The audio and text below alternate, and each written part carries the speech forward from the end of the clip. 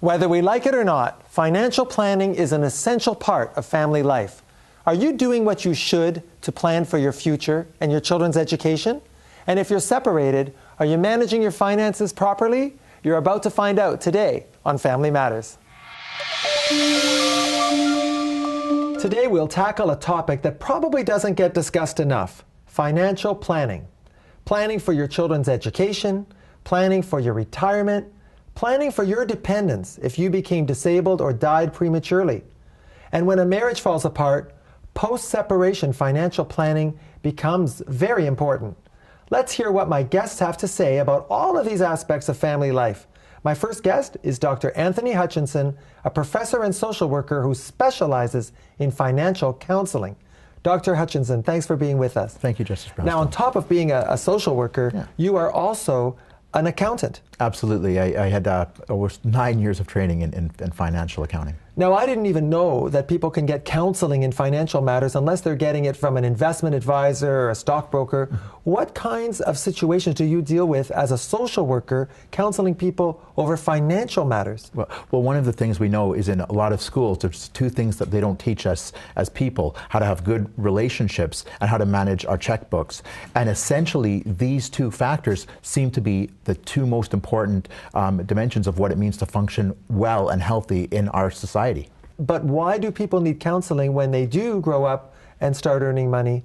Is it everyday budgeting that you're dealing with? Well, when we look at the key challenges that people are facing when it comes to their finances, they're not financial at all. As a matter of fact, financial problems and mismanagement are symptoms of the problem. You see, if we look at what the root of the issue is it's poor communication skills, poor planning skills, poor relationship skills, and then we get into things like budgeting and so forth. And then that creates the strife and the tension in the relationship. And then if people have poor stress management skills, that's when things really begin to go awry. So are you saying that if a couple are having difficulty with finances, there's probably a problem in their relationship underlying all of that? Absolutely. Have they communicated effectively about finances? Have they talked about their life goals? Have they talked about living beyond their means or within their means properly? And so these become the precursors or the antecedents of the causes of the problem rather than the symptoms of the problem, which basically become the financial mismanagement or the stress about finances. Those become the symptoms of what the actual problem is. What if they just got laid off? Exactly, because again, we have to be able to anticipate anything in our society. We all know that every person who probably functions in society, unless they're very rich or wealthy, is 1 or 2 paychecks away from a life on the streets themselves. Well, so really, as people, we need to be learning financial literacy from a very young age. It should be taught in the schools. And as an accountant and as a social worker, I can assure you that I've had to intervene on behalf of many of my peers who were school teachers and professors and lawyers who've come to me for financial help when they, even in their professional lives, have gone awry with their poor ability to manage their debt or not understanding their investment scenarios and so forth. So it's important to understand that there's well-educated people who don't know how to manage their own checkbooks, but the reality is that each and every person could be 1 or 2 paychecks away from a different reality. Is there such a thing as good debt and bad debt? Absolutely, that there's such a thing as good debt versus bad debt. It's very similar to the concept of investing versus spending.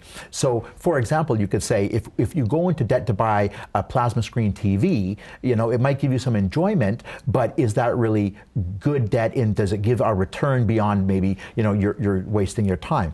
But whenever we borrow money at a low interest rate to invest it to get a return, let's say to buy an RSP, for example, or to buy some kind of stock purchase, then that's considered good debt, because what you're doing is you're borrowing money to get a rate of return on the borrowed money to get that you'll get a return later, and that's considered the good debt for good debt purposes. It's similar to investing. So it's important for us from a financial literacy component to understand the difference. Are we using credit card, which is generally speaking going to be bad debt because it's high interest rates, versus borrowing at low interest rates on margin loans to buy investment properties or investment stock where we can get a higher return based on the carrying cost.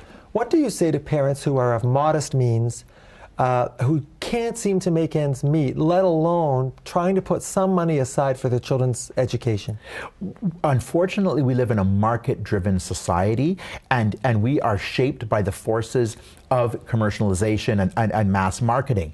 The reality is, each and every person could live within our means. When we go to other countries, for example, where people live on less than $1 a day, for example, as much as we see them living in material or relative poverty compared to us, yes, they can be very, very happy. They seem to eat okay. They have great family lives, and they seem to enjoy things like music and just dancing in the street, for example. And I think if we can look at the simple aspects of life, living with our means, that's what we have to focus on.